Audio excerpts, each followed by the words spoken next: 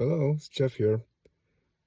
We're back from Idaho. We did the little 5K run with Anna. Well, she did a 10K. I wimped out, just did 5K. I did rather slow, 10-minute miles, but I jogged the whole thing just slowly. And don't have anything available to help me read back this morning's gratitude journal I made. I was in a rather hurry, anyways.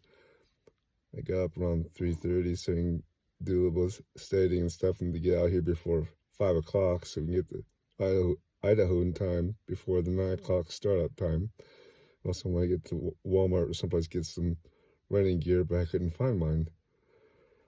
But, anyways, to be short, I was rather short this morning. Anyways, with my actual gratitude journal, my live one, I had to go even shorter because I have no access to my laptop where I call up a copied email I send to my email. I can read it as I use my phone for a video. So I just sort of do things off the cuff or slightly off some notes I made. But I was thinking this morning, this run was for a charity for Down syndrome's children.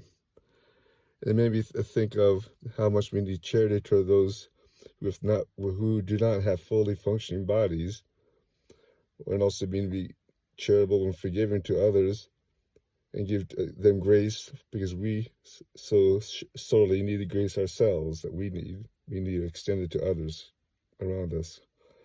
And I was expressing my gratitude there. We had 3 college-age kids here this summer. Ruben was leaving this morning. He's gone now. Back off to Laramie. He goes to school at Wyoming State University. And Aaron will be leaving next week, end of the week, to go to her Taiwan adventure. She's studying deep immersion into Chinese language and culture, and has a semester in Taiwan this year.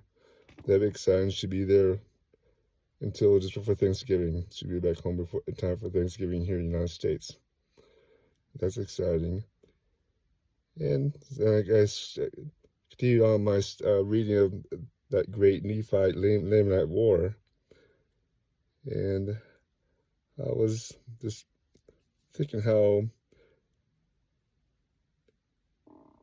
the Lamanites came prepared this time, or so they thought. They prepared with breastplates, head plates, armor, shields, and stuff, and so they can quote unquote face the Nephites on equal terms this time. But they were quite amazed and shocked with the preparation Moroni did for his people. Says it was, I'm not sure the exact words, I didn't write it down, of the verse. They are shocked beyond measure, for no such measures of preparation have ever been done in the land before. And so my saying for this today's saying would be, if you are prepared, you need not fear. Good example of Captain Nephi. Oh, Moroni, sorry. And I read Elder Ken's talk from last conference. When he was talking about, he was talking about Laman and Lemuel. Why did not they feel the spirit or believe the truths they were given to them, even when they were given to them by the mouth of an angel? And also, I also asked myself why, on the same line, why did the dissenters from the Nephites not feel the spirit, not believe, so they would enact so that they would stir up the Lamanites against their former brethren? Why? Their hearts were hardened. And that seems kind of a simple statement, but this is a simple thing, actually. They're blinded to good things, and such things cannot enter their hearts or their minds. And it being so hard in the hearts, they were stubborn. And they had more focus on their worldly wants and desires. It was hard to see how they can feel that way, but they just cannot see the hand of the Lord in their lives. And I read some things on Isaiah. It's very complicated chapter. I read chapter 18.